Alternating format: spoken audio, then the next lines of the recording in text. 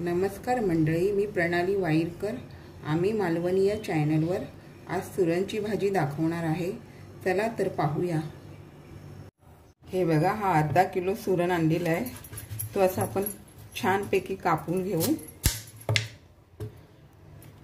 कापताना प्रथम ह्याची ही साल काढून घ्यायची। आपण ही सर्व साल काढून घेऊ, कारण ह्याच्यामध्ये माती असते। सुरण पहिला आणल्यावर स्वच्छ धुवून घ्यायचा, नंतर मग ही साल काढायची।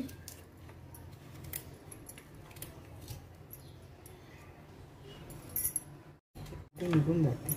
हे बघा, साल काढून झाल्यावर पण स्वच्छ धुवून घेऊन त्याच्यानंतर मग आपण हे बारीक असे पीस करायचे, छोटे छोटे छोटे छोटे। हे बघा, असे हे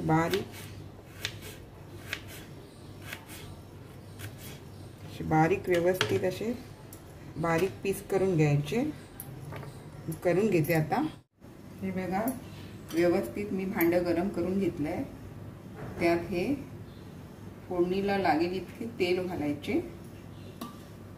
गरम झाल्यासारखं वाटलं की मग प्रथम लसूण घालून घेऊ।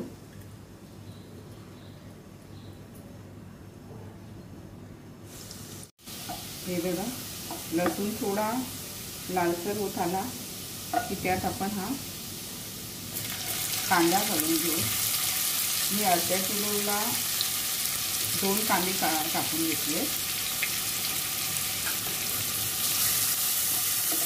हे बघा, कांदा नरम झाल्यावर आपण त्यात थोडा हिंग घालू।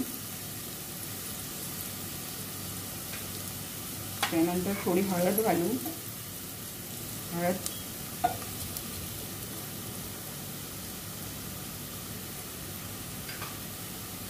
हा गरम मसाला, मालवणी मसाला, हे घालून थोडंसं परतवून घेऊ।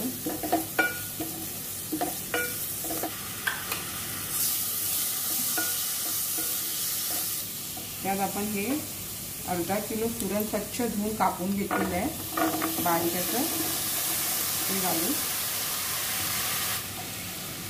हे बघा, छान असं परतवून झाल्यावरती आपण ह्यात हे कोमट पाणी घालून घेऊ। आपण थोडंच पाणी घालू, कारण आपल्याला ही भाजी वाफेवर मंद आचेवर ठेवायची आहे।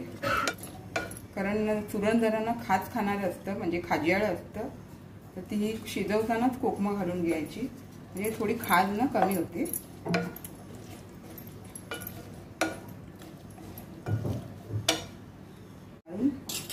मंद आचेवर थोडा वेळ शिजू देते।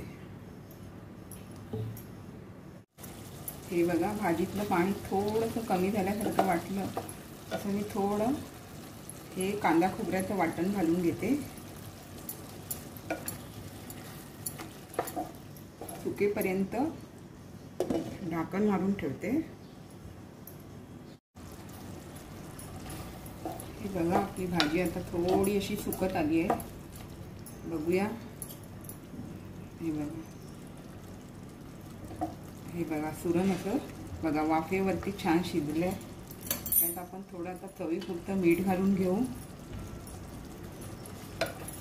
त्याच्यानंतर मी ही बारीक अशी कापलेली कढीपत्ता आहे, तो मी नंतर शेवटी घालते, कारण कढीपत्त्याचा स्वाद हा भाजीत छान उतरतो।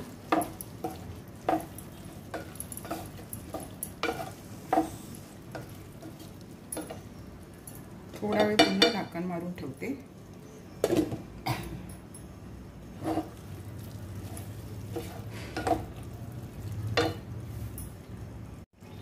हे बघा, छान अशी आपली सुरणची भाजी तयार झाली आहे।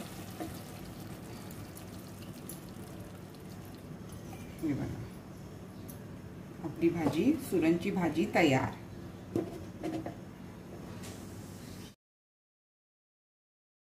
सुरणची भाजी तयार झाली आहे।